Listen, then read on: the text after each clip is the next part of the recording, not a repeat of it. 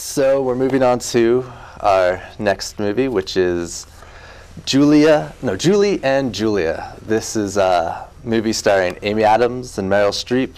Meryl Streep plays a famous cooking chef of Julia the... Childs. Julia Childs.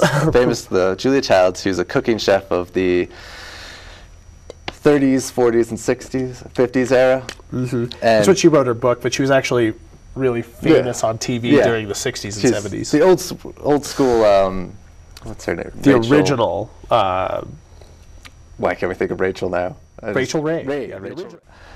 So this one's directed by Nora Ephron, who's famous for her chick flicks like You've Got Mail, Sleepless in Seattle. It's starring Meryl Streep, as I said earlier, and she's influencing Amy Adams, who's in a future. So it's two movies in one, basically. You got the Meryl Streep storyline, which is taking place in Paris, the 30s and 40s, post-war era, maybe a little bit in the war. No, I guess it's going to be in the war. It's a little calm in that. It goes into McCarthyism a little bit, so I had to go into the 50s. Yeah, it's the 50s, so it's communism. But she's in Paris. She's a bored housewife, basically, and she just wants to learn something. So she goes through a couple endeavors and ends up with cooking and creates a cookbook with some ladies. And then Amy Adams, who's in 2002 dealing with the after effects of 9/11, is a very depressed, self-indulged housewife who wants attention and starts to blog about making Julia Child's recipes and how she needs a project. So she makes 365 days to do 564 recipes. And it's just the dichotomy between their two lives.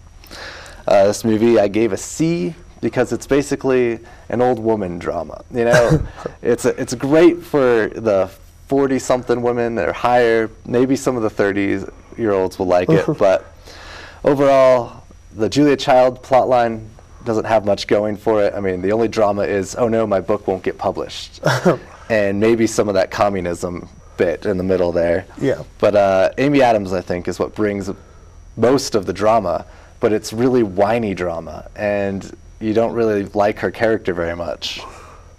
So what do you think of this one? Well, I don't know, maybe call this my guilty pleasure. Call this, I'm an old lady at heart, but I gave this movie an A. I think, I've always been a fan of Nora Ephron. I think she kind of encapsulates sort of a modern female take on the Woody Allen sort of neuroses-driven comedy. And she co-wrote specifically one of my favorites, which is When Harry Met Sally, with Rob Reiner.